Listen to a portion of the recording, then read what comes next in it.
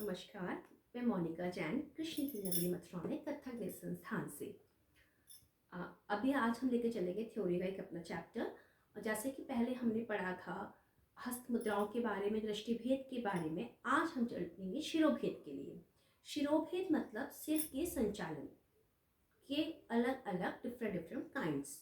तो शिरोभेद में हम आज चलेंगे सारे जो शिरोभेद है सिर के चलाने का डांस में, नृत्य में आपका किस तरह से प्रयोग किया जाता है अलग अलग वस्तुओं को दिखाने के लिए।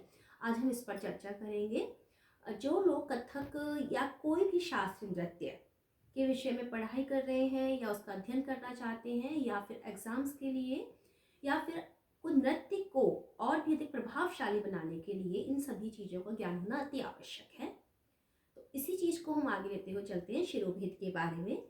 शिरोभेद के जैसे कि मनुष्य के जो सभी अंग हैं उनमें सिर का भी एक सबसे प्रमुख अंग है सिर, और उसी का ही भेद के बारे में आज व्याख्या करेंगे। शिरोभेद शिरोभेद में सिर के 9 प्रकार बताए हैं। समसिर, उद्दाहित सिर, अधोमुख सिर, आलोलित सिर, धुत सिर,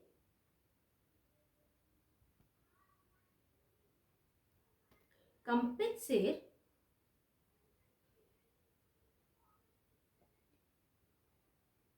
परावृत सिर,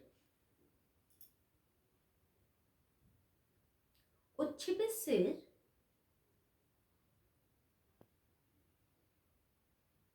परिवाहित सिर।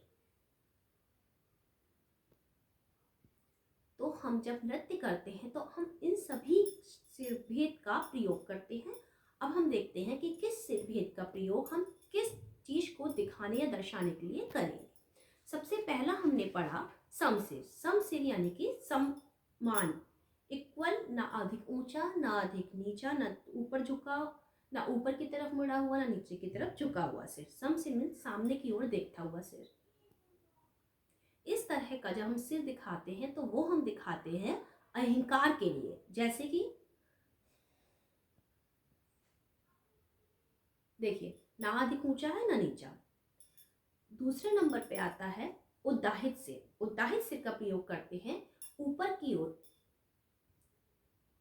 जब हम दिखाते हैं डांसिंग स्टेप्स में कुछ वस्तु ऊपर की ओर चल रही है दिखाने के लिए,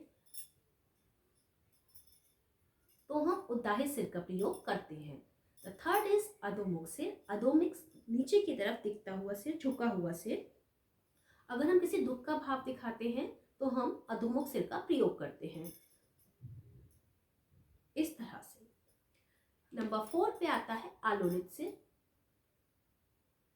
यानी कि गोलाई में घूमता हुआ सिर। अगर हम मूर्छा का भाव दिखाते हैं तो हम इस सिर का प्रयोग करते हैं, या फिर पिशाच, इस तरह के जब हम भाव दिखाते हैं तो हम आलोलित सिर का प्रयोग करते हैं। अगला है धुत सिर। धुत सिर मीन्स बाएं ओर देखना और फिर दाएं ओर देखना, या फिर दाएं ओर से बाएं ओर देखना। हम धुत सिर का प्रयोग करते हैं किसी को नजदीक बुलाने के लिए, इधर आओ, इस तरह का भाव दिखाने के लिए। हम धुत सिर का प्रयोग करते हैं बगल की वस्तुओं को देखने के लिए, इस तरह से। कंपित सिर। कंपित सिर मतलब ऊपर से नीचे की ओर हिलता हुआ सिर। कोई वस्तु स्वीकार करने के लिए हम इस तरह का प्रयोग करते हैं। अगला है परावर्त सिर। परावर्तित सिर का प्रयोग होता है पीछे की ओर मुड़ा हुआ सिर, इस तरह से। अगर हम पीछे की ओर कोई वस्तु देखते हैं तो हम परावर्त सिर का प्रयोग करते हैं। अगला है उच्छिपित सिर। उच्छिपित सिर का होता है अर्धचंद्राकार की तरह से देखना।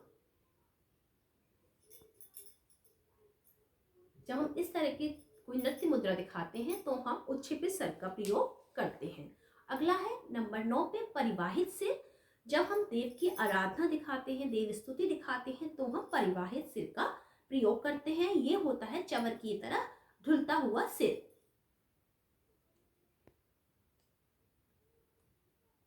तो आज हमने पढ़ा शिरोभेद के बारे में, इसके 9 भेद के बारे में इस अध्याय में हमने पढ़ा। हम आगे आपके लिए लेकर आएंगे एक नया अध्याय, नया चैप्टर।